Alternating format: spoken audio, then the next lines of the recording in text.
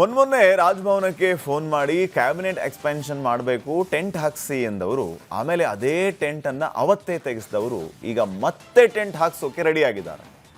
ಆದರೆ ನಂಗೇನು ಅರ್ಜೆಂಟ್ ಇಲ್ಲ ಅಂತಿದ್ದಾರೆ. ಯಾರವರು ಕ್ಯಾಬಿನೆಟ್ಗೆ ಅರ್ಜೆಂಟ್ ಮಾಡ್ತಿರೋರು? ಟೆಂಟ್ ಹಾಕಿಸಿದವರು, ಟೆಂಟ್ ತೆಗೆಸಿದವರು ಈಗ ಮತ್ತೆ ಟೆಂಟ್ ಹಾಕ್ಸೋಕೆ ರೆಡಿಯಾಗಿ ಅರ್ಜೆಂಟ್ ಏನೂ ಇಲ್ಲ ಅಂತಿರೋರು ಅವ್ರು ಯಾರು ಅನ್ನೋದು ನಮ್ಮ ಒಳನೋಟ ಕಂಡಿದೆ. ನೋಡ್ಕೊಂಡು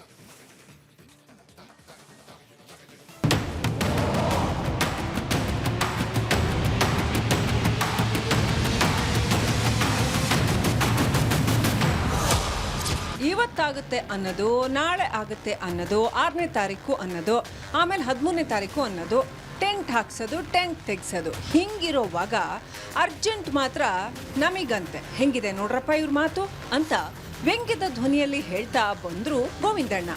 ಅರೆ ಗೋವಿಂದಣ್ಣ, ಎಲ್ಲರನ್ನೂ ವ್ಯಂಗ್ಯ ಮಾಡೋದೇ ಆಯಿತು ನಿಮ್ಮದು.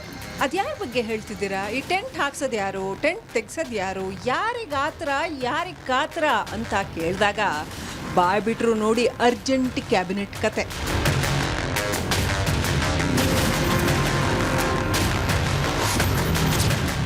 ವಿಧಾನಸೌಧದ 3ನೇ ಮಹಡಿಯ 323A ಕೊಠಡಿಯ ಮೂಲಗಳ ಪ್ರಕಾರ ಡಿ.ಕೆ. ಶಿವಕುಮಾರ್ ಸಿಎಂ ಆಗ್ತಿದ್ದ ಹಾಗೆ ಟೈಮನ್ನೇ ರೇಸಲ್ಲಿ ಹಿಂದಕ್ಕೆ ಹಾಕೋ ಸ್ಪೀಡಲ್ಲಿ ಹೋಗೋಂಗೆ ಕಾಣಿಸಿದ್ರು. ಆದರೆ ಅದ್ಯಾವಾಗ ಸಂಪುಟ ವಿಸ್ತರಣೆ ಅನ್ನೋ ವಿಷಯ ಬಂತೋ ನೋಡಿ ಬಸವನ ಹುಳುಗೆ ಫೈಟ್ ಕೊಡೋ ಹಂಗಾಯ್ತಂತೆ.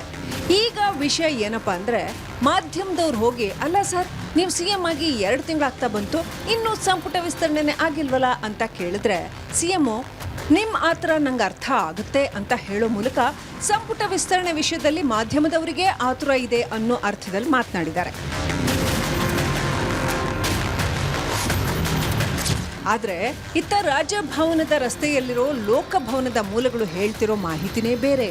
ಅತ್ತ ಸಿಎಂ ಮಾಧ್ಯಮದವರಿಗೆ ಆತರ ಅಂದ ಬೆನ್ನಲ್ಲೇ ಇತ್ತ ಸಂಪುಟದ ಪಟ್ಟಿ ಫೈನಲ್ ಆಗೋ ಮೊದಲೇ ಲೋಕಭವನಕ್ಕೆ ಸಿಎಂ ಕಚೇರಿಯಿಂದ ಫೋನ್ ಮಾಡಿ ಪ್ರಮಾಣ ವಚನಕ್ಕೆ ಟೆಂಟ್ ಹಾಕಿ ಅಂದಿದ್ದಾರಂತೆ. ಅದಕ್ಕವರು ಮೊನ್ನೆ ಹಿಂಗೆ ಹೇಳಿ ನಾವು ಟೆಂಟ್ ಎಲ್ಲ ಹಾಕಿಸಿ ಆಮೇಲೆ ಎತ್ಸಿದ್ದಾಯ್ತು, ಈಗ ಗವರ್ನರ್ ಬೇರೆ ಇಲ್ಲ, ಹೀಗಾಗಿ ಮೊದಲು ಕನ್ಫರ್ಮ್ ಮಾಡಿ ಟೆಂಟ್ ಹಾಕೋ ಕೆಲಸ ನಾವು ಮಾಡಿಸ್ತೀವಿ ಅಂತ ಹೇಳಿದಾರಂತೆ.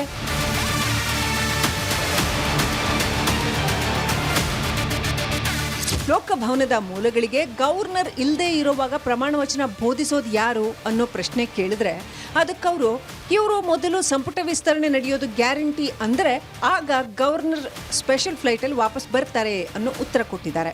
ಒಟ್ನಲ್ಲಿ ಇತ್ತ ಲೋಕಭವನದವರಿಗೂ ಆತುರ ಇಲ್ಲ, ಅತ್ತ ಟೆಂಟ್ ಹಾಕೋರಿಗೂ ಆತುರ ಇಲ್ಲ. ಮಾಧ್ಯಮದವರಿಗೆ ಸುದ್ದಿ ಬಿಟ್ಟು ಬೇರೆ ಕಾತರ ಇದೆಯೋ ಇಲ್ವೋ ನಿಮಗೆ ಗೊತ್ತಿದೆಯಲ್ಲ.